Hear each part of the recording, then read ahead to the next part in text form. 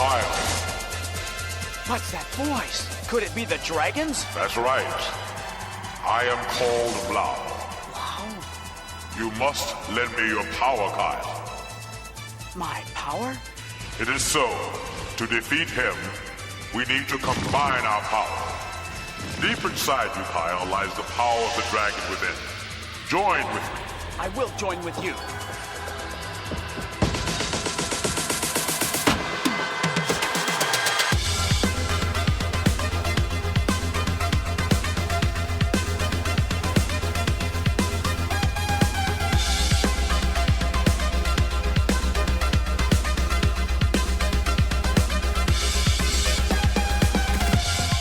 Folks, welcome to Draw Game. What if video games could be on your TV? I'm your host, Alex Fraioli, and joining me, as always, pioneer of Panzer Dragooning, Ray Barnholt. Wait a minute. How's it going? Hi, Alex. How we doing? I'm doing good. How about you? Great, except for the thing we had to watch. Well, listen. Last time we covered a Nintendo anime. I figured it was only fair we follow up with a Sega anime. Sure. Would that be Sonic? And No. Would it be Virtua Fighter? I like Virtua Fighter, right? Right? No. Akira. There was even some Phantasy Star Online stuff. I know you like PSO. Nay. No, Yes. it's Panzer Dragoon today. All right. And hey, Panzer Dragoon's a fun game, right? Who could forget? It's a classic. It became a very classic series. Beloved among the Sega fans. Yes, indeed. Right. I remember poring over it in, there was an issue of Game Players magazine, I want to say January 96, that had Panzer Dragoon on the cover. I hope that's right. I'm just guessing. Probably not. It came out in May 1995, but we'll see. Shit! Yeah. So the console wars are over. We're here to do equal time for Nintendo and Sega. Yes. Here on Draw Game. Cool. So we are talking about Panzer Dragoon. Yes, this was a trip. Let's just get some things out of the way first. This was already kind of infamous. This OVA we're talking about. Hang on. Before we even get into that, I want to start out by saying the most positive thing I can about this. Okay. And that is, if you exclude the credits, I think it's only about 22 minutes. Yes, indeed. It's a breezy one. I know you like that. So I do. I make sure to give you the best that I can in that regard. Simply the best. Simply the best. But yes, before we get too ahead of ourselves, I think we need to talk a bit about the game that today's anime is based on, Panzer Dragoon by Sega for the Sega Saturn, released in March 1995 in Japan. But it was an American launch game back at the Saturn's launch, the day of folly in May 1995. Oh, yeah. I remember it well. Do you? Yeah. Oh, yeah. That was a surprise. It's $3.99 and it's out now. The great surprise, yes. It was supposed to come out on Saturn Day, which was September, I think. But then they had the first E3 in May. And Sega had a press conference at the first E3. And Tom Kalinske, president of Sega of America at the time, gets up on the podium there and says, "It's out now, suckers." It's being shipped to Toys R Us as we speak. And I'm a kid. I only get most of my game news through magazines. I didn't know E3 was like, I wasn't getting E3 news as it happened.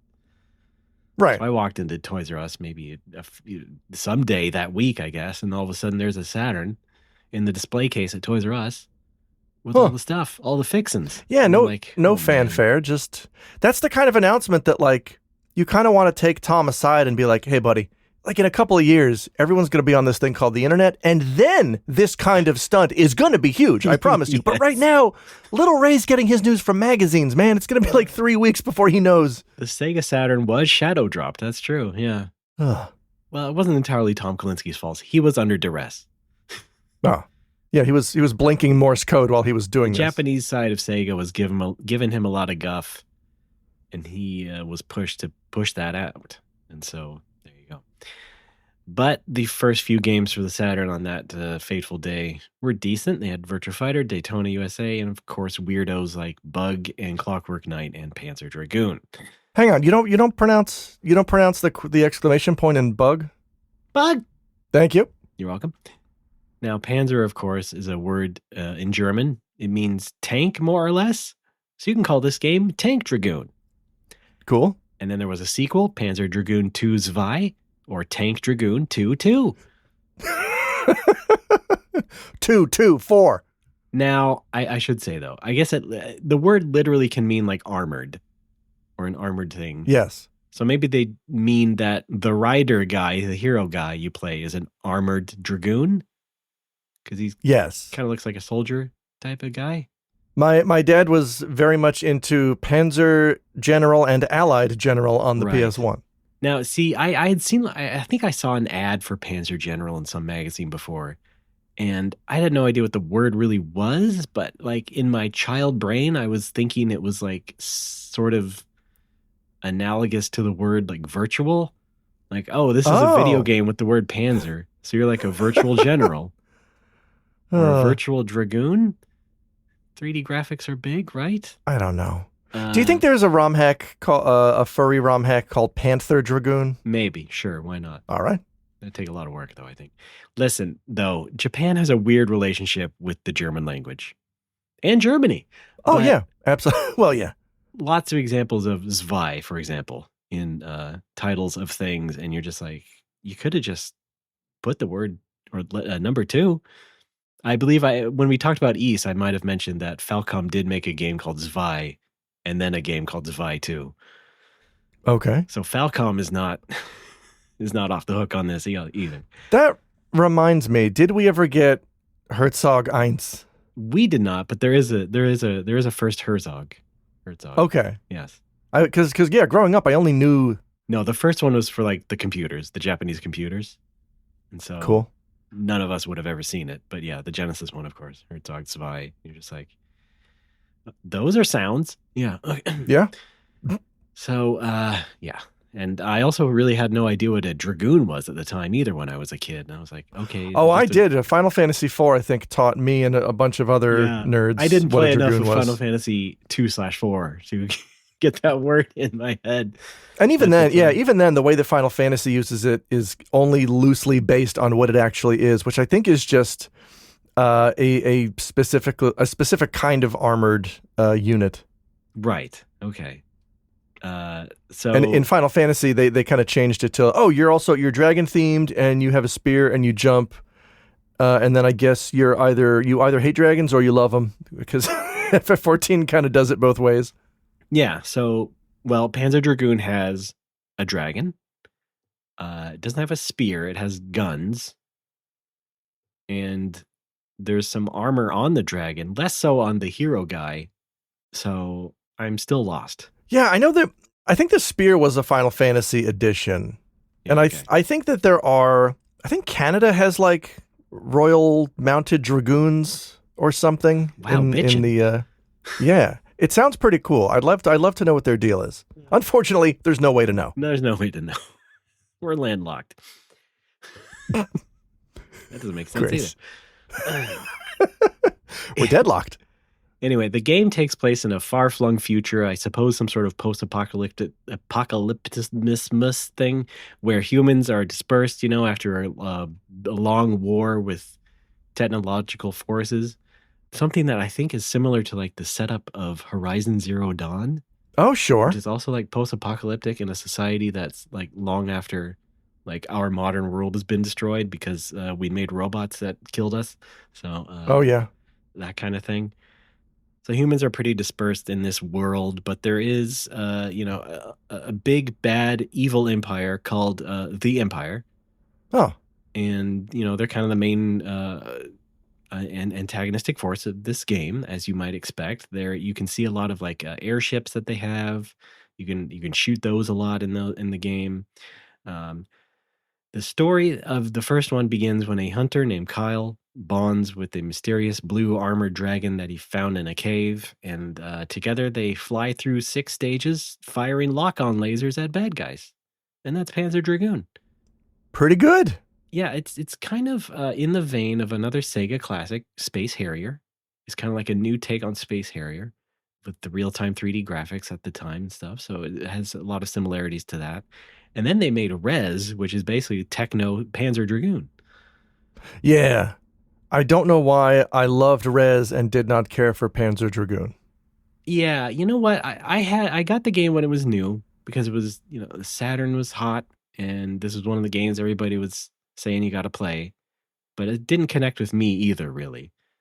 And I don't know why exactly. I guess it felt too dreamlike, like maybe kind of unsettling for me in some ways, like maybe not entirely easy to figure out. Because another thing is that these games, all the Panzer Dragoon games are notable for having spoken dialogue in like a made-up language. They made their own language for the series of games. And so, people are talking like flabbity bloobity, that sort of thing. It's like Simlish from The Sims. The Sims? Oh, yeah. The only thing is the Black Eyed Peas did not sing any Panzer Dragoon songs in Simlish. Why not?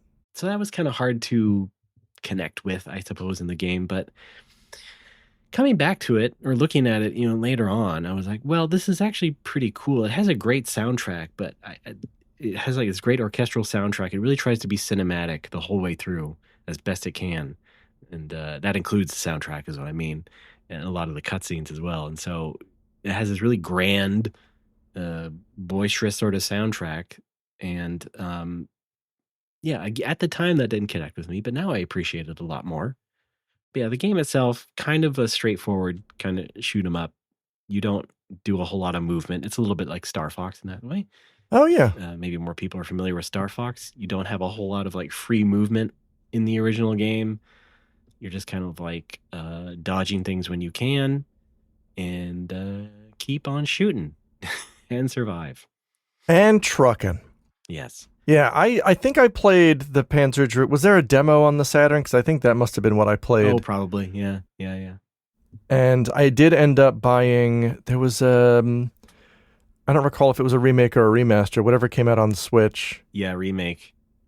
Yeah, I picked that up, and I may as well have just downloaded another demo because I think I only played the first stage and didn't touch it again. Yeah, they didn't make too faithful of a remake in that one. They just it's just some French people deciding to who got the license and decided, hey, let's do this. All right. There was also or was going to be a Panzer Dragoon VR game that is also like licensed to like a solo developer at the time. And then he went off the face of the earth, but then he came back. So cool. It's weird. It's like Sega is, I guess, willing to give you the Panzer Dragoon license if you just ask. But of course, maybe we should ask. Yeah, maybe. There were more games after the first one. Of course, I mentioned 2-2 and Panzer Dragoon Saga, which in Japan is called Azel Panzer Dragoon RPG. So that should. Oh yeah, that's crazy expensive now. Yeah, that became really celebrated. I would say it's kind of like Sega's Chrono Trigger in the way it's just been like put on a pedestal for years and years. All right. And hasn't really been like remade or touched ever again. So we'll see. I think the French guys are going to try and do it. I don't know. They keep hitting at it. Ooh. Well, now, hang on. If we acquired... Wait a minute. They just came out with the remake of Zwei, and people didn't like that either. Oh. I didn't realize that got remade too. Yeah, just recently. In fact, you might say this episode is topical. It kind of just came out like 3 weeks ago or something. Now, hang on. If we did just nicely ask Sega to borrow the license, would you make a Panzer Dragoon themed escape room with me? Okay, sure. All right. That seems like, is that the trendy thing to do? Sure. Because it was for a while when escape rooms were kind of at their height, right? And there was that Japanese company called Scrap that designs all the popular escape rooms, and they had like collaborations with Zelda and stuff. I've seen a few around down here in Nagoya. Yeah. I still see them from time to time. But I've never seen a Panzer Dragoon one. Now, why would it be an escape room? Why would that be? Because in that game, you're kind of like flying through the sky. You're supposed to be freely flying in the sky. There's no rooms really. You don't think we could do an on rails escape room? I think that's just a theme park ride. You have like 1.5 seconds to open up a desk drawer as you pass by it. Imagine like a roller coaster. It's just like, you better fucking unlock this door or you're smashed in two. An escape coaster. Yeah. Okay. Yeah. Oh, fun. Okay, well, this is a huge tangent. Sega, get back to us. I was actually wait. I have to talk about escape rooms because this is a tangent. But I was just thinking of how like, why didn't they ever make like a Resident Evil escape room where like I think like Netflix should do this. Netflix should spend the money and just make a mansion that looks like the Resident Evil 1 mansion and just make an escape room reality show or whatever. Okay. Leaving money on the table. No, wait. What? Netflix and Capcom should do that. What does an escape room reality show look like? Oh, you just get cameras in the corners and watch people try and figure it out. Yeah, but they have to live there, right? It kind of breaks the immersion when they take a break to like go to a fridge and take out, a Hot Pocket. I was not including the element of living there. I was just saying like, if you just made like a life-size Spencer mansion and had people go through it like you would in Resident Evil 1. And maybe sprinkle some actors around as zombies who get shot. Okay, yeah. If you can spend a night in Spencer Mansion, you get $1 million. Yes, exactly. It's that simple. Why don't you like my ideas? I love them now. All right. There's one more Panzer Dragoon game, and that is, of course, Panzer Dragoon Orta for the Xbox. Orta. That was not an RPG. That was very much in the vein of the first two. And people also liked that quite a bit. Man, it is hard though. I keep hitting a wall on this one stage. I have it on my Xbox, and man, it's just so hard. I've been trying to get through it for years. I can't do it. Unfortunate. It's just too hard. But a pretty game for the time. Back when pretty much every Sega game for Xbox in that first year was probably a Dreamcast game that got moved. So you kind of think like, oh yeah, they were probably making this new third Dragoon game for Dreamcast, but they moved it to Xbox. But in general, like the first game, didn't connect with me too much, but I do like the other ones because they learned their lessons. They kind of honed the aesthetics of everything and made some much more exciting games from that. And so I agree with a lot of people, a lot of the Sega fans who do enjoy those games quite a bit. Which brings us to the anime. Yes! That's why we're here. The OVA Panzer Dragoon. No fancy names, just Panzer Dragoon, like the game. This was released in December 96 in Japan, 1998 in our neck of the woods. This was a co-production between the 3D CG animation company IKIF Plus and the one and only Production IG. Now, a lot of anime fans are probably familiar with Production IG. They are one of the big workhorse studios. I think it got on our radars, Alex, due to Furikuri, FLCL. That's right. They made that with Gainax. I just want to hang on. I need to interject real quick. I'm surprised we haven't mentioned this on the main show, but like, it's somehow passed over our radars, or we didn't mention that the Pillows broke up over a year ago, and then the drummer just died. And I don't know why we didn't talk about either of those. Well, but that's our dovetailing anime news for this episode. Yeah, it was unfortunate. Yeah. But not related to video game anime, so. No. We'll talk about it. You know what? We got to record No More Whoppers pretty soon. That's right. Put that on the docket. All right. And then this will come out after that, right? And then. Oh shit! Yeah. So we've already talked about it. Yeah, we've already talked about it, and. All right. Rest in peace, big guy. Yeah, we had a nice cry about it. Yes. So yeah, Production IG. I think most known to us because of FLCL, and they were just generally known for their high quality productions.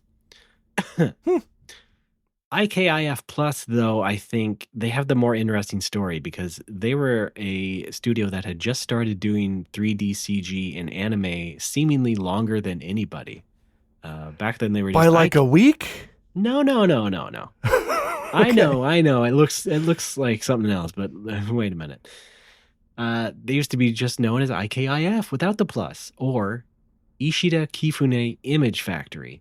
And that's because they're founded by a husband and wife team, Tokumitsu Kifune and Sonoko Ishida. And basically, their story is they got an Amiga in the 80s and started experimenting with 3D CG and anime. All right, ahead of the curve. Yeah, it just grew from there. I guess they didn't really get going though until the mid 90s. And so like I went to their website. And so if you go by their website, then Panzer Dragoon is only like their third substantial production. Oh. It lists Pat Labor the movie in 89 and then some NHK shorts in 95 and then Panzer Dragoon. Boy, those NHK shorts are real comfy to wear. Hang on. The visual style of this, can we just attribute that to they were trying to mimic the game and not make it look like that intentionally, at least parts of it? Yeah. We'll have to have a conference on this. 'Cause I really want to give them the benefit of the doubt. Let's have a big discussion about that because that is a very good question. But let me just get through my history. Okay. But IKIF Plus, they kept going. They've done a lot of stuff since.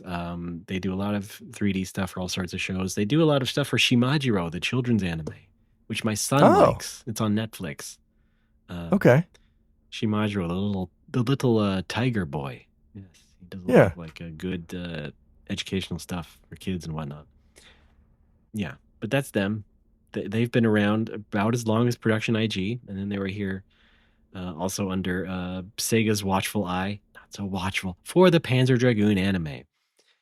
This is all to say that Panzer Dragoon, the anime, is ambitious, to put it lightly. Very diplomatically.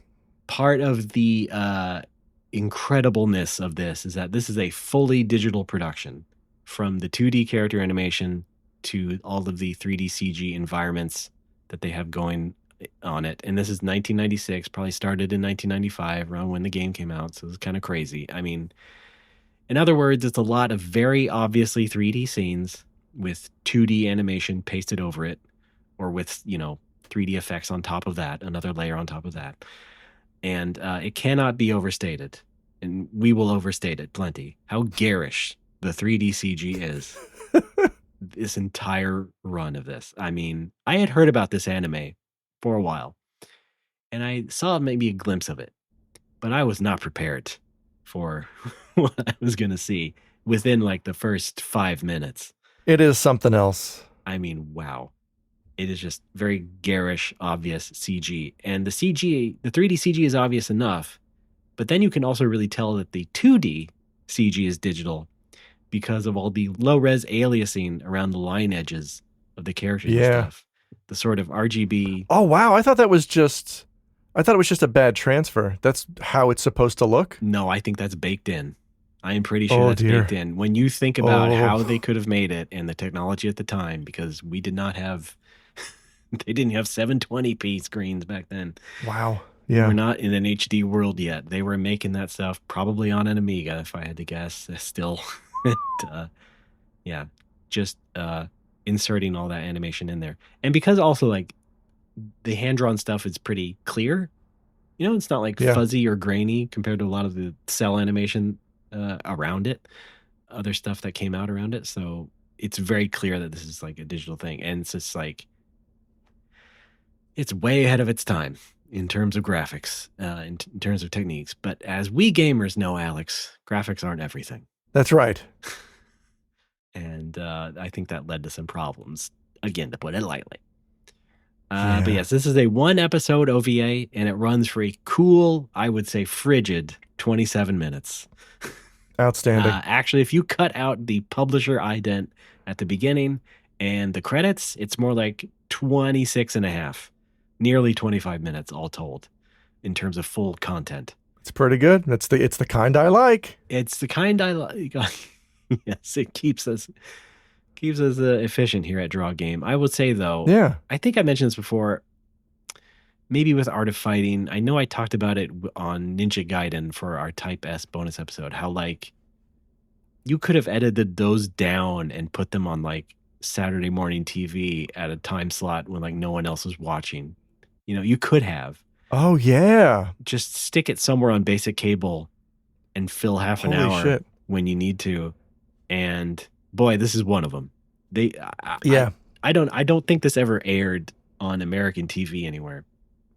But plenty of weird OVAs mentioned. Yeah. But can you imagine sitting down to Saturday morning cartoons and you watch your Ninja Turtles and you watch your Street Sharks, and then, hey, it's CBS Storybook. We've got a special presentation today. Panzer Dragoon. Yeah. I was thinking more like, 3 a.m. on the Sci-Fi Channel. Or like, oh, right, like how I watched Sailor Moon and Dragon Quest. Or just stick it on like 5 p.m. on Sunday on USA Network when people are either watching the news or going grocery shopping. Just like... Oh, God. Just claim half an hour. You got it done. Move on. Sunday evenings for me were last-minute homework and Yeah. Final Fantasy. I was not doing anything else. Yeah, Maybe I was watching Nicktoons. Maybe I was watching a Rocco. I was in no mood for a Panzer Dragoon. Exactly. No, who am I kidding? When I was a kid, if I saw anime, I was all over that shit because Oh, sure. it wasn't a thing yet in America. No, yes. On the scale that it is today, obviously. Well, I also don't exactly mean us, but maybe kids of right. a few years younger than us. Sure. But again, yeah, you could have stuck this at the tail end of the Fox box on a Saturday.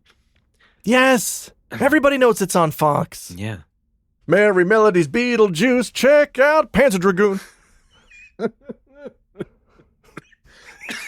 Oh, God, I should have got a promo. Of course, this was not on television as far as I know, so yeah. It could have been on a PBS station. Anyway, but yeah. Yeah, wait, how did this air in Japan? Did this air in Japan or this was just... it's an OVA, so okay. VHS and Laserdisc. Wow. This was not aired at any point. And yeah, it just kind of came and went. Mostly went. Yes, unfortunately. And I mean unfortunately, not because like we lost a lasting impact on the medium or anything, but I'm just fascinated because there's just not much on how it was actually made. It seems extremely ambitious, and like if I had to guess, probably mismanaged or undermanaged. And there's very little like making of material. There's like some bonus segment on the VHS, maybe the Japanese VHS, but it's just like it's not very informative. It's just like looking at shots like here's our sketch, here's our concept art, here's a storyboard. Great. That's like doesn't tell you anything unique about how this was actually made. And oh my God, I would love to find something about how this was all made and what the people thought about it. People who made it thought about it. Much like Fire Emblem, this too was dubbed and brought to us by ADV Films, who plopped it on a tape and I assume sold it for $20, just like Fire Emblem. So again, they cornered the market on Nintendo and Sega anime. And as a note, it also stars Kim Sevier as the female lead in this, just like Sheeta in Fire Emblem. So she's back for this. Yeah, she's great. She's always great. Yeah. She's probably the best thing about this. Maybe. I feel like her voice didn't fit the character, but okay, whatever. I feel like it lent the character it felt more a little bit of a tomboyish quality, which I thought enhanced the character, because otherwise it's just, I'm Girl Chan. Okay, fair enough. You know what I mean? Yeah, I'll accept it. Here's the tagline from the back of the box. A dragon shadow on the ground, the shape of destiny. All right. Is that a haiku? And that does refer to a line in this show, but it doesn't help anyone new. No. Like, if you just flip the box over, you don't understand what the hell that means. No. Well, anyway, you can read the full plot summary on the back of the box. Here it is. Legends speak of a dark tower with a race of dragons that awaits the command to arise and wreak havoc. At least Kyle used to believe they were only legends, until his lady, Alita, is stolen by the Black Dragon. Now Kyle must form an alliance with Blau, a blue dragon, in order to rescue her before she becomes the catalyst for the Dark Tower's final program, the complete destruction of the world. All right. And that, by the way, of this. That tells you stuff the show should. Yes. This... Oh boy, you really need to read the back of the box before you watch this, because nowhere is any of this told to you. We don't tell you about we don't know about the legends or the Dark Tower or the dragons. We don't know that Kyle has heard of these legends and thought they were only legends and didn't believe them until et cetera, et cetera. Folks. Also hilarious how Alita is very... It's weird to me how they keep calling her his lady. Yes. Like he just owns her. And this is reinforced by the back of the box saying that she is not kidnapped. She is stolen by the Black Dragon. Yeah. Oh no, the lady I own has been stolen. She did seem awfully attached to the guy. Maybe that's like accurate. I don't know. I don't know. But yeah, we also never see that the tower threatens the world. All the tower does is blow up some ships that surround it. Like, yeah, that's fair. The tower feels threatened. The tower's defending itself. Yeah. Nowhere is it hinted that, this thing could destroy the world. It's never told or shown to us. It's just a wet tower. Folks, if you were the type of gamer who didn't like to read manuals, you have to read the back of the box for Panzer Dragoon. It will really help. Yeah. You. Sorry. Right. Let's get into it. Although we kind of already did, Alex. Yeah. Well, there's not much to get into because it's 5 minutes long. It feels longer though, doesn't it? It felt. I had trouble getting through it. Yeah, so did I. It's one of those. Although I do have ADHD, probably. It felt to me the same length as watching any of the SNK things, which are like 90 minutes, but those are fun. They go by quickly. Yeah. This just, for only being 25-ish minutes, just felt like such a slog. Yeah. Because it's just so much nothing. It's a sack full of nothing. Well, let's describe the nothing. Here we go. Let's describe the nothing. We open on a bunch of fantasy airships with those slow, tiny, ineffectual, flappy wings that you see flying low over the ocean. They look like cute baby belugas. Yeah, I guess. Flying toward the large tower, rising up out of the water. You're already sick of it. You already just. I'm already sick of this bullshit. They detect a sharp temperature rise in the tower's core just before they are exploded out of the sky. Inside the tower, a dragon wakes up. Yeah, I called it the Borg Tower in my notes. The Borg Tower, yes. We then cut to two of our protagonists, Kyle and side saddle angel Alita, riding through a canyon on a Kulia, which I guess is just a Panzer Dragoon chocobo. You're right. And another guy. Yeah, while their pal Devadoc rides alongside them as the three hunt some kind of burrowing sand scorpion thing. Alex, have you ever heard that name before? Devadoc? Yeah. No. Devidok. I've heard Meriadoc. That's a famous short person. I've never heard Devadoc. Yeah. Wow. And, yeah. But I've never heard Kulia. I think you can make up fantasy names. I think that's fine. I guess this is just another hunter, but it's kind of like I couldn't tell. Was it like it's supposed to be Kyle's dad? No, not quite. I thought he was just another teenager. Oh, well, he had a big jaw for a teenager. Well, some teenagers have big jaws. Oh, he's probably looks maxing is what it is. He's jaw maxing. So yeah, you can have a fantasy name like Devadoc. Oh yeah. Here's my addendum to that. Maybe don't have a fantasy name like Kyle. Yeah, maybe not. Or Alita, not related to the Battle Angel. That's a different anime. Right. But spelled exactly the same. Yes. And we can tell Alita is blind, by the way, because she has those empty anime eyes that they draw whenever a character is blind. Alex, I gotta tell you, I didn't fully realize she was blind until like What? Until like the flashback. You are kidding me. Well, she's tracking the burrower by sound. I guess I wasn't fully paying attention.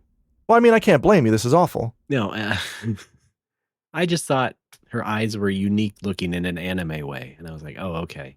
No. But no, I also want to go back to the fact that, like, okay, this was on Laserdisc in Japan, and the Laserdisc cover is the best thing about this entire show because it actually looks good and, like, epic and stuff.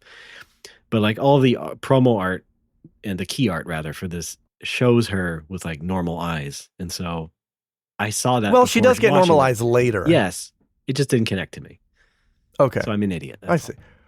That's fine. No, but that's anime shorthand for blind is just your eyes look empty. I know. I played Resident Evil Requiem. I should know better.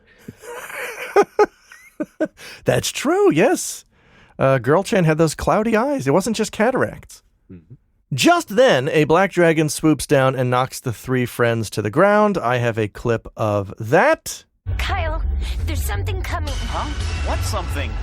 I don't know. Alita! What's the matter, little one? Are you feeling ill? Huh?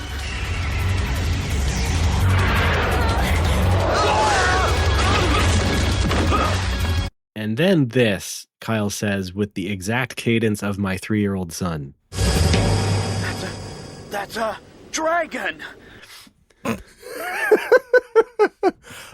Dragon! Yes, very good. Turn the page. Yes. That's exactly how I would hear it from him as we're riding in the car. And he goes, Daddy, that's a dragon. Dragon. Yes. So a dragon rider shows up to fight the first dragon, and the three friends hide in a cave. I don't know why I thought this clip was funny. Kyle apologizing after Alita trips. Alita! I'm sorry. Are you okay? Can you walk? I think so. Okay, lean on me. Let's go. I'm sorry I knocked you down like that. Oh my I don't god, I'm get so that. sorry. Oh my god. Here's something interesting, though. I feel like whoever voices Kyle, I don't know if I refuse to believe he was given any kind of direction because I watched this. Right. Well, allegedly, this did have a director. Okay. I think maybe he might be of Hispanic origin because when he pronounces the T in Alita, he kind of puts his tongue behind his teeth. Oh, sure. Like you would if you were pronouncing something in Spanish. It's always Alita instead of just Alita, which something I noticed I thought was kind of interesting. Shall we look it up? Look it up. Yes. Let's find out. Because I had the encyclopedia page open here. Well, we did lose him. What? Randy Sparks. What? We lost Randy? Randy Sparks. Okay. Well, maybe he changed his name for show business. Yeah, maybe. Born in Dallas, Texas, though, so all right. He probably could have had some Spanish influence there. I mean, Randy Sparks does it almost sounds like a porn name. Yes. Well, we lost him in 2011. What? What happened? I don't know. I just have a DOD. What? Oh, geez. That sucks. Because, I mean, he sounded very young doing this role. I have to assume he was still relatively young in 2011. Geez. 1968. Oh, wow. So, yeah, relatively young. Oh, yeah. Definitely some draw game connections in here. He was in Sin the movie. Oh! Not a main voice. Oh. And also... additional ghoul. An additional role on Legend of the Mystical Ninja, which I would like to watch sometime. Oh, shit. Okay. Yeah. Nice. All right, well, we're looking forward to more Randy Sparks. Well, yeah. Go right ahead. Yeah. His legacy lives on. You do that. I'm trying. So the bad dragon smashes through into the cave from above where the friends are hiding. It takes Alita, vaporizes Devadoc. He just eats shit almost immediately. This enrages Kyle further, but he then the dragon beats a hasty retreat, and then Kyle exits the cave. Can I talk a little bit about the cold open there? Because before they get into the cave, they see the dragon, and then you're like, oh, hey, it's the dragon from, it's the title jump scare. And then it's like, yeah, Panzer Dragoon, yeah, and then the credits. I thought the credits kind of looked nice. Am I weird? Yeah, they look fine. Yeah. But playing... There's some stuff about this that look good. I kind of liked it, but it is playing over, like, not the best version of the game's theme song, if you know. Okay, so that music is from the game. Yeah. Okay. Pretty much. Yeah. I thought so. Because I liked it. It's synthy. I had nothing to compare it to, though. I didn't realize it was from the game, or at least the melody is. Yeah. Okay. But anyway, yeah, kind of a weird cold open, but nice. All right. Yeah. The best part of the whole thing. Yeah, well. The credit. So Kyle exits the cave. He finds the Blue Dragon's rider, who immediately crumbles to dust. I don't know what happened there. That's weird. Kyle recovers his gun, and then the rider's dragon lands in front of Kyle and communicates telepathically. Do not let him return. Alita! Do not let him return to the tower. Alita. All right. So he's kind of given his quest here through psychic dragon voice that says, hey, don't let your girlfriend and the black dragon reach the tower in the middle of the ocean that you don't know about. But also a good Kyle line as he is ready to blow the dragon away. Friend is dead, and my lady! I'll kill you! It's because of you that my lady's been... ... Yeah, that's one of those lines that I think it makes sense in the script on the assumption that, it's truncated because someone interrupts him, right? Because that's not, even if you're mad, that's not a way to abruptly end a sentence. And then, the dragon explains himself, and then he says, I'm not sure what this is all about. Us neither. Right, and then his line directly after that. But I swear I'm going to get my Alita back. that's when the music kicks in, which I thought was very, very anime in a good way. I kind of like I like when that kicked in. Yeah, we get there's some sense of urgency that he's on the way to save his lady. Yes. So after this, we cut to another armada of ships. A middle-aged, green-haired captain wonders why a threat from 30 years ago is back, just as Alita... Wait. I mean, we meet this captain, and even though we don't know his name and barely get to see him for 5 seconds, we already get to listen to his backstory as he tells himself about the time 30 years ago. Yes. When the Borg Tower nearly ended his life, when they, I guess, defeated it, and now it's revived. Oh, no. Yeah, we're just introduced to this captain all of a sudden. Was this guy in the game? A form of him, perhaps, yes. All right. I mean, there are Empire guys in Panzer Dragoon games, yeah. He flashes back for the benefit of the audience just as Alita and the Black Dragon appear before them. Alita's in some kind of trance. She's got like an evil look on her face. I do got to say, Alex, it was not a benefit. No? As the audience, I was not benefited. To the audience's detriment, we were forced to watch more. Yeah. And Alita and the Black Dragon use their combined powers to summon a bunch of bugs to amass on the hull of the ship, which I guess causes it to go down. Yeah. A short distance away, Kyle messes around with the gun he found. Haha, it's fun. Strange gun. This has to be a tool of the old world.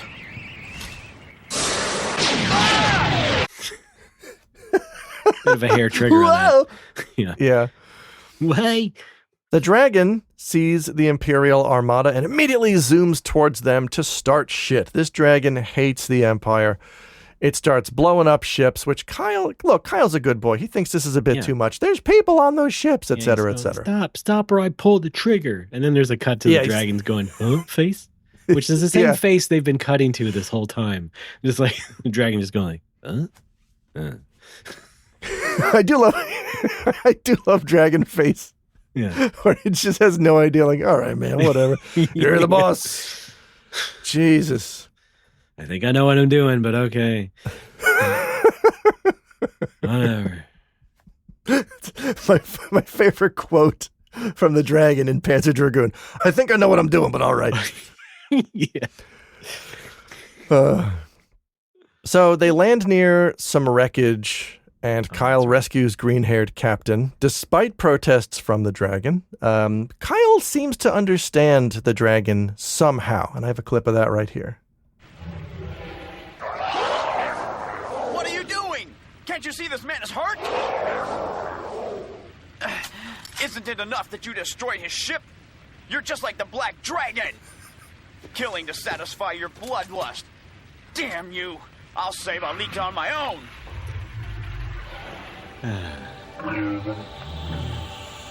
That gibberish he talked was city speak, gutter talk, a mishmash of Japanese, Spanish, German, what have you. I didn't really need a translator. I knew the lingo every good cop did. But I wasn't going to make it easier for him. All right. So they kind of can't communicate. Yes. You know what I mean? In a roundabout way.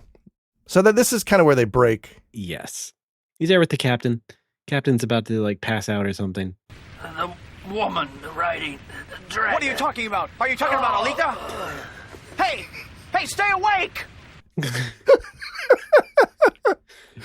Oh, he doesn't know who the fuck Alita is, dickweed. Yeah, I know. Oh my God. All right. So now I did want to talk about the captain here. Yes. May I just please do a bit here, because like him and the dragon, they have their little spat, and the dragon walks off. We go to Kyle sitting at the campsite at night with the captain lying next to him. And then there's just a completely unnecessary flashback to, I guess, pad the runtime. Oh. We go back literally like a minute prior, something we'd never seen before, but Kyle says, I'll save Alita on my own, which he just said. And then we see him slump the captain over his shoulder and walk away from the dragon, which you could have just showed without a flashback. Just insert it into the timeline. Yeah. And then it just... And then we go to another flashback, this one further back, where we see Kyle and Alita overlooking their village, a village having a festival, right? And then Well, Jesus. No, I like that one. I like the flashback with the Harvest Festival. I thought that was kind of cute. It's just them being teenagers. That was fine. But then you do one right before it. But yeah, the other one is like... the one before, like, that is a joke, I think, in a Naked Gun movie where Frank Drebin walks into a club and goes up to the bartender. Oh. All right. Classic incompetence. I couldn't believe it. It's wow. Just show it. Yeah, just show us. You don't need to make it a flashback. Wow, remember that time 3 hours ago when I left? How could I forget? So, friendship ended with Blue Dragon. Now green-haired captain is my best friend. We get flashbacks. He snaps out of his Harvest Festival reverie after green-haired captain shouts not to let the girl and the dragon reach the tower in the Lauren Sea. Yes, and then Kyle has a normal reaction. Tower? What do you mean? Where is this tower? That's a good question. And then the captain's eyes go white, like zombified. Yeah, he's got dragon madness or something because he snaps awake. Yeah, and then he starts choking Kyle. The dragon comes back all of a sudden to save him. Kyle has time to grab his gun and then just blows a couple holes in the captain with no hesitation. Yeah. Just ask questions later. Yeah. And goodbye, Captain. Yeah. We never hear from the captain again. Yeah, we don't know what his dragon madness was. He was a guy who had something happen 30 years ago, and that's it. Goodbye. See ya. Again, this is 25 minutes. I know. It's 25 minutes long, and so everything that would be in a normal narrative is condensed into the shortest amount of time possible. But it was also funny that he just blows the captain away with no remorse. I did find it funny that Blue Dragon is still respecting Kyle's wishes by not murdering the captain. He just holds him up like a sack of shit as if to say, "Here, you shoot him. I'm not going to do it. I'm following your orders. I'm not killing anybody." Even Leon in Resident Evil 2 was like, "I don't know, Marvin." Yeah, oh geez, I guess I got to mercy kill somebody. Yeah, geez. All right, so the two of them, Kyle and the dragon, fly through the night until they arrive at level 1, the Lauren Sea. Hold on, the flight, though. Yes. The Blue Dragon made his own golden sunrise appear between the peaks of Mount Salea. It's this weird interjection as they fly through the night into the daytime. But first of all, it wasn't golden. No. It was kind of pinkish purple like the dragon's laser beams. Second, he was not seen making it. We just get a shot of a burst of light between the mountains. So did they just write this in? I don't know. And then the dragon made a sunrise. Yeah, it almost feels like one of the a Samurai Pizza Cats where they're just they didn't bother, or Ghost Stories where they don't bother to translate. They just write whatever the fuck is on screen. Right. That's the script now. But yes, Alex, like you just said, they go right into stage 1 of Panzer Dragoon. We get to do some real dragooning. It looks a lot like stage 1, maybe a little too fucking much because they just kind of paste these two flying through the CG environment and the archways and stuff from that stage. It looks very silly. They go right into the castle from the middle of that stage. Yeah. It's like the most game accurate thing. Yeah, they discover a bunch of dead dragons in there. Yeah, that's right. Kyle asked, "Are they all your friends?" Bit of a downer. And the dragon again is like, "Huh? What?" Yeah. No response. No, actually, even completely blank. You can't even read anything on his face. Just like, yeah. So they press on past all these dead dragons. They find the black dragon and Alita about to enter the tower, which opens up and reveals the lozenge of Sauron. I didn't know what this was. Why this was up there. Are you kidding me? Okay. It's the most extravagant CG in this thing, but they approach the tower. We show the top of the tower. It's opening up, and then with what looks like a little bean on top, but then it actually stretches itself into a crescent shape. And from the center of this crescent, it manifests what I consider to be a giant Viagra pill. Oh, it's blue. It has the relief in it. It looks just like a Viagra pill to me. And I didn't clock that. I was quite amused. Wow. All right. But it's the most extravagant CG animation. It's very elaborate. We see the tower open and the little crescent appearing. It's all wonderful magic, computer imagery. It's the new thing. Toy Story now in theaters. Wait, when did Viagra make the scene? Was this product placement? A little bit after this, I think, yeah. Okay. Oh, man. Maybe they got the idea from the Panzer Dragoon OVA. Listen, I'm not saying I have firsthand experience with Viagra, okay? It was just in the zeitgeist a lot, okay? I mean, I guess. Seen it. We don't have to take it. We've just all seen it. We all had to watch those commercials with Bob. Yeah, this episode of Draw Game brought to you by Blue Chew. Wait, isn't that no, that's Pika Blue. Never mind. Use code Dragooning for 10% off your first order. All right, so the dragons shoot at each other. Let's remember why we're here. We're here to respect the sanctity of dragon battle. That is right. These two shoot at each other for a while. The blue one bites the black dragon's neck and drags him into the tower. Pretty sure you were trying to keep them out of the tower, but whatever, you're the boss. Yeah, right. Kyle removes Alita from the back of the black dragon. He cries on her face, and she snaps out of it. Here's a clip. Now, world, appear and show yourself. There it is. You're alive! Pretty good. All right. But the dragons are still fighting. Black gets in a good shot and retreats, but Kyle approaches Blue and says, oh, wait, I think you should take this. Dragon, you took quite a beating. Are you strong enough to keep fighting with me? Now, wait a minute. I need to show this shot. This shot is very important because Kyle rushes to the aid of the dragon, and then we get this tremendous 1-2 audiovisual punch of both that dialogue with another terrible line read combined with a frame of his face where he looks a little bit cockeyed. Oh. I put it in our document. It's the top. Oh, wait, it's going to be our scroll thumbnail. up here. I'm sure it's going to be our thumbnail. Yeah, okay. That's They put this on Laserdisc, Alex. Oh, no. They put this shit on Laserdisc. Come on. I imagine what happened was Production IG did the 2D part of this. Yeah. And IKF did the 3D. And it's just like, guys. Yeah. It was a different time. You were so good up until this frame of this lazy-eyed Kyle. Boy, just seeing, looking at Kyle's, caramel peanut butter color scheme makes me hungry for ice cream. Look at his hair. It's great. Yes, I want a Reese's cup or something. Reese's Kyle. Great. Anyway, the dragon's fine. He got bonked on the head by a piece of the tower when the black dragon went crazy, right? That is correct.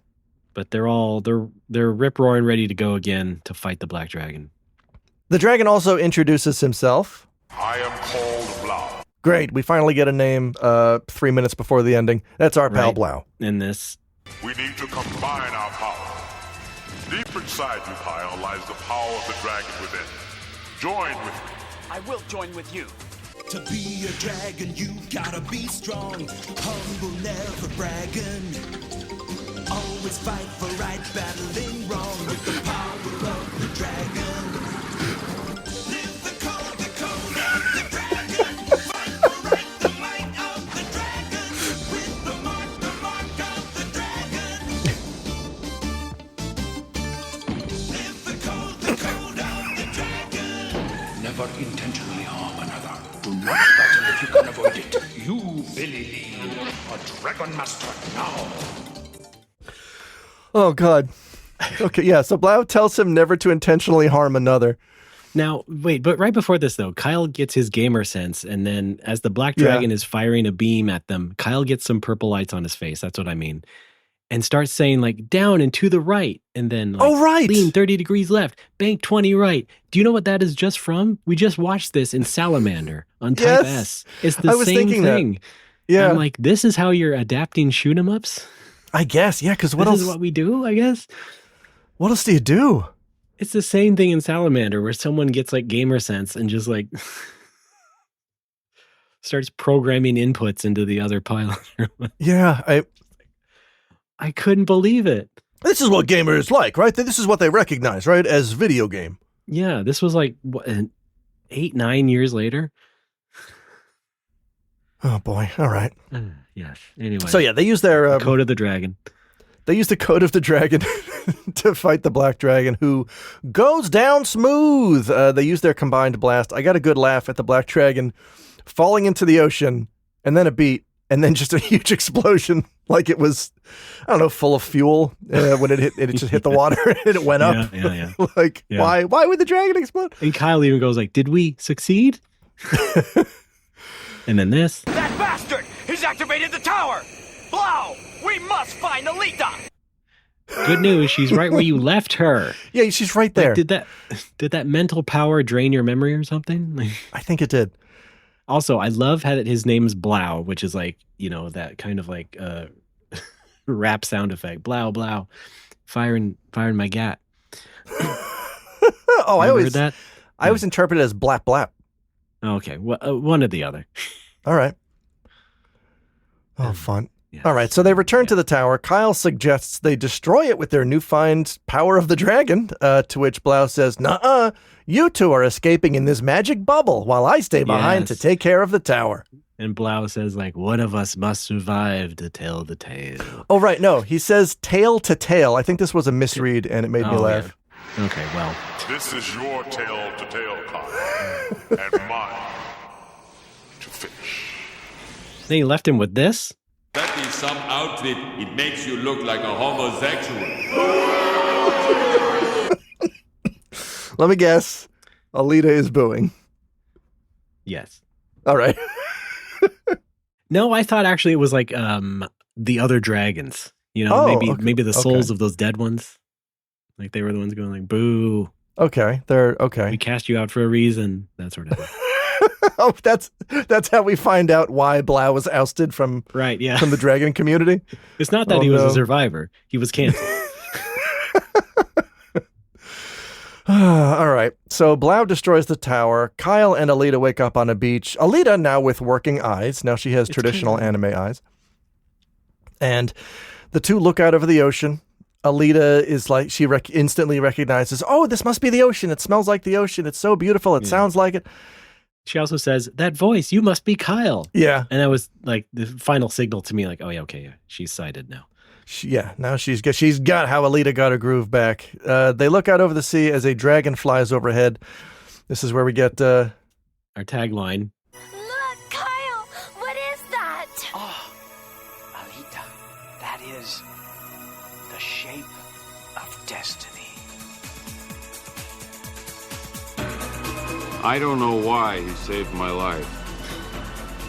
Maybe in those last moments he loved life more than he ever had before. Not just his life, anybody's life, my life. All he'd wanted were the same answers the rest of us want. All right. Oh my God.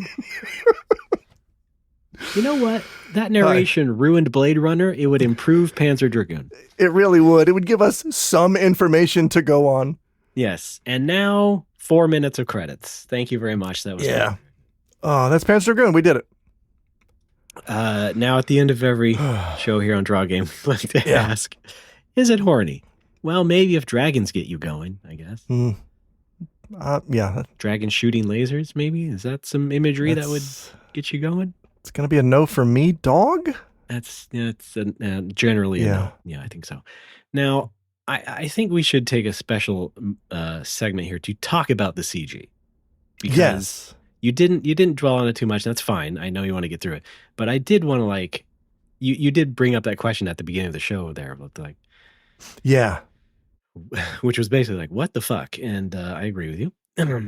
Yeah, the way that I interpreted it is it's 1995/6 and CG in traditional 2D anime is still kind of a new thing. It is brand new, yes. Let's just throw all of it at the wall and see what sticks. And it turns out it all slid off the wall into the garbage. I mean, it took like at least 2 more years for it to start actually creeping into more shows. Because I remember Cowboy Bebop used it in parts. It was very subtle. And people liked that because of that. Because when other shows did CG stuff, it felt very pasted in.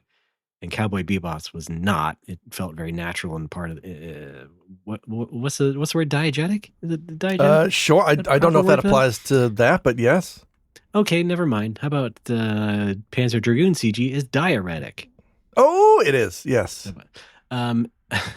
It's obviously dated, but man, it's just so fascinating because like the beginning scene with the hunters, they're going through like this quote unquote canyon, and it's just like a bunch of big scrolling textures that they're just running on. And I was like, this is how you're opening? Like I knew this had CG in it. I didn't think it was going to be like quite this beginnery. I mean, it really speaks to how like crazy ambitious it was and how they just totally went for it. Now, does everything that you totally go for work out in the end? Not really. You need proper execution. You need checks and balances. You need management. You need to finish a project on time. I get that. And under budget. I do get that as well. But holy hell, you also need some quality control. And yeah, I keep thinking of like the comparison between, this and Fire Emblem, let's say. We have the oversight from Nintendo, which didn't seem completely there in Fire Emblem. And so Fire Emblem was kind of meh in the end. And then you look at Panzer Dragoon and it's like, was Sega involved at all? Sega, this company that at the time, 95, 6, was known to be like a real purveyor of 3D graphics, real-time 3D graphics. They had some of the greatest looking arcade games at the time, for example. And here they are, like basically signing off on this, letting it go out. And you're just like, wow, man, this is just entirely fascinating to me. Now, I will say, the CG kind of, I don't know if you noticed this. They kind of used less of it as it went on. So like towards the halfway mark and towards the end, like there was less crazy CG of that caliber going on. So they do the fly through of stage 1, and that was pretty, gratuitous and kind of crazy. But then they don't like feature it as much in the shots. It was mostly a lot of effects. Yeah, it kind of felt like they got a few of the choice shots that they wanted to. Like they storyboarded a few that were like, oh yeah, this is going to look just like the game. And then they realized how expensive it was and were like, all right, well, we're not going to do this for the whole thing, I guess. Right. So it's like a lot of, I think basically what I mean is a lot of more close-up shots of characters and stuff. And you know, things where we don't get to see a lot of the background. And so we don't get we don't get to see a lot of ugly CG in the background or anything. So they kind of leaned back on that. And just weird. Because then it just becomes like, well, then you have nothing else to rely on except the characters and the story. And can't do that. Because they're not there. You can't do that either. So then you get this stuff, and wow, man, just wow. Your thoughts? No, that sums it all up. I think it had the vibe to me of like a lot of the mid to late 90s, even some not so much early 2000s. I guess it was really a 90s thing, but like as visual, like as media was evolving, and we were seeing this in video games as well, as there were these horrible, just disgusting growing pains between 2D and 3D. And it reminded me of a lot of early 3D games where, I'd look at something like the CG intro to Tekken 1. And even as like a 12-year-old, I'm like, I get what you're going for, but I don't know. Like, can I tell you something though? Yes. IKIF's credits include Tekken 3. Hey, Tekken 3 looks fine. I like Tekken 3. They actually did a lot of work, video game work on in the PS1 generation, and I mean that fits more in a video game, right? Like if you do that kind of like silly amateurish CG, at least it's like expected because it was in every game basically. Yeah, the FMV, CG intro, the cutscenes, what have you, the endings. Like it was in a lot of stuff. Yeah, I don't want to sound like I'm against weird shit. Like I love weird shit. Yeah. And sometimes we confuse weird with bad. And in the case of this OVA, I feel like visually there is some weird stuff that I appreciate on an aesthetic level. The problem is that it's coupled with, I have to save my lady on the back of a dragon, and that's all that happens, and there's nothing else to it. Like you can't marry weird, interesting visuals with a nothing story because it's just going to get bogged down by that weakest link. Right. And I had said at the beginning of the show here, like as a kid, I was kind of weirded out by the visuals of Panzer Dragoon. It felt dreamlike to me, but this is way more dreamlike, except for the fact that it's hard to it's hard to appreciate that because everybody is talking fast and badly. So maybe if you had done something a bit more ethereal or like, as if, it was just more dreamlike, that I would have appreciated it more, but it just didn't work out. I like the dreamlike stuff. Yeah. I just feel like it doesn't match well with basic ass anime trappings. I mean, this is a tech demo. It's 25 minutes.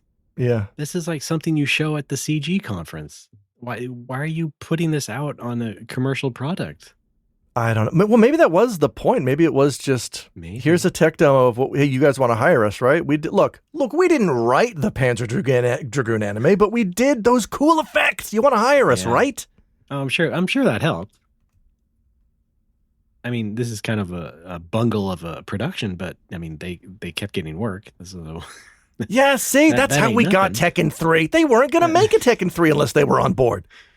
Tekken 3's problems is not the image quality of the CG. It's more like the motion capture in the endings, which is like the most awkward shit you've ever seen.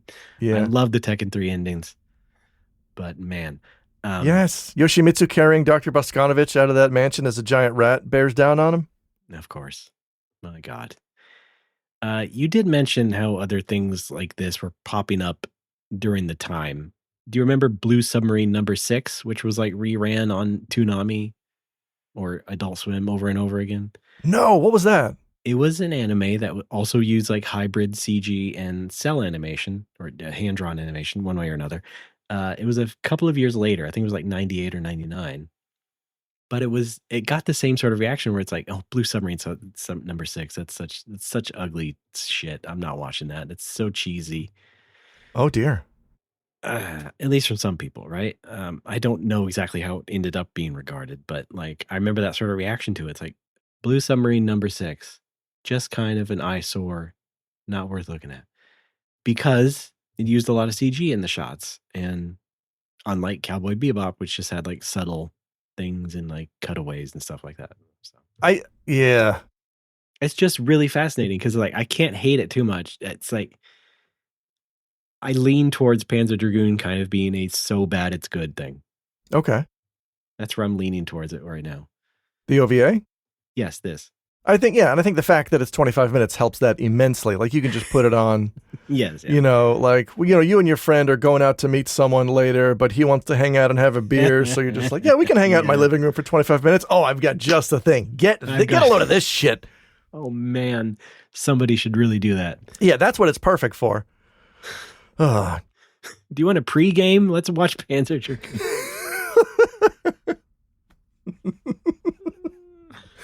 Oh my Lord. It's the ultimate intersection of anime and video games. It really is what Draw Game is all about. It really is. It's and it's like I said, I like weird visuals, but I don't typically like a lot of CG in anime, or at least where it's as noticeable as it is here. And I think that just kind of dovetails with my tastes in video games, where like I much prefer 2D sprites to 3D polygons almost across the board. Like I would rather play something that was made by a team of 12 dudes in a smoky office in 1994 than by a staff of thousands in a skyscraper in Tokyo for millions of dollars. Just because, the money is on screen, but it means nothing. And that's kind of how I feel about this. Yeah. Well, I think we've kind of said enough on it, but I mean, look, what happened is what we say all the time. Now every anime is digital. Now every anime is made in CG and possibly even 3D because the cell shading techniques have gotten so good. So like they're making stuff in Blender. You know what I mean? And Blender is like very good at 2D as well, but also it's known as a 3D modeling software. And so like a lot of stuff is made in that now. And that's just what anime is. And so it had to start somewhere. It had to start basically at Panzer Dragoon, I suppose. Thanks for your service, Panzer Dragoon. We do salute the makers of Panzer Dragoon, even though they stumbled over the finish line. All right. All right, that's our show. Thank you for listening. Folks, go to drawgamepod.com. There's more information about this very show there. You can go to our Patreon at patreon.com/NoMoreWhoppers. That's where you can sign up. There's various tiers. You get to hear bonus shows like Draw Game Type S, the bonus show where we talk about subtitles. We got one coming out next month. Yeah. For Cosmic Fantasy. How do you like that shit? I don't know yet. We haven't recorded. Oh, you're not talking to me. That's right, we haven't. We also have other bonus content. We just put out a thing called Draw Game Title Bout, which is me and Alex trying to figure out the top 10, or not top 10, but top of all time. So far, it's only 10 because we did the first 10. Video game anime. So we take all the episodes we did and we rank them. Yes. And we're going to do that with the next 10 and the next 10 after that. 10 plus 2 or whatever. That was a fun little discussion, and that is for the patrons only. Yeah. Please enjoy. And then maybe some other content. Like I want to do, we have a special episode coming up in the months ahead, and I want to do kind of like a pre-discussion of it, because there's like some zeitgeisty stuff that I want to talk about like that. So I think we'll do that also as a Patreon bonus. Yeah, let's get relevant. Let's get relevant. All right. That's fun. Hey, you know what? You should also check out our Discord. There's a link to that from drawgamepod.com as well. And I guess nomorewhoppers.com. Do we still have that? Does it go to the link tree? Look, it's all there. Find the Discord. If you subscribe to the Patreon, you get a cool colored name. And you can just hang out and talk. That's what I want the most. I don't need to see a colored name. I just want to see you there, where you post pictures of a spaghetti that you had, or a cat that you own, or a good time that you had. Maybe you moved recently, like our pal True Death, who's just living the life in West Philadelphia, he wasn't born there, but he's raising himself there. We have a Draw Game channel there. You can talk about any anime there, I think. I mean, it's just like, yes. It's not a very active channel yet, although neither is this show. So that's right. Neither is the subscriptions on this show, so whatever. Well, you know what they say. It takes 8 years before people will listen to your podcast. Okay, I can't wait. Maybe we need to go on Retronauts again and like, how did Nomo get its initial push? I think you just went on Retronauts and were like, hey, I have a show. Yeah, it was back when Twitter was, important. Oh, right. And I already had a following, and I could get some people from there. Well, dig this. If you do like us, we are also on the internet as individual human being people. I am at pitui.org. That's pitohui.org. Everything is linked there. All my social media stuff, Twitch, YouTube, all of it. Please check out the brand new, not new as of this recording, but video, Lavos Blind, Our Obsession with Chrono Trigger. I put a lot of work into it. I think it's really fun if you love or hate Chrono Trigger. Ray, where are you? Well, I'm mostly on Blue Sky as rdbaaa.space, but my website is also rdbaaa.space, and that's my link list, and that's everything I've been doing lately. If I ever have anything new to tell you about, it might be there. But I also make video games. I just made a video game last summer called Blast Rush LS on Switch and Steam. It is a shoot 'em up, and if that gets adapted into an anime, maybe that will also have a sequence where a hero character starts dictating the directions in which to go and at which degrees. Because that's what you do in a ship in a shoot 'em up, I guess. 30 degrees left! Look forward to it. But yeah, that's from my company Bipedal Dog. You can look that up as well. That's all from us. Thank you for listening. Join us next time for You Marry Ya. In the meantime, you never worked after this, did you, Blau? That's right.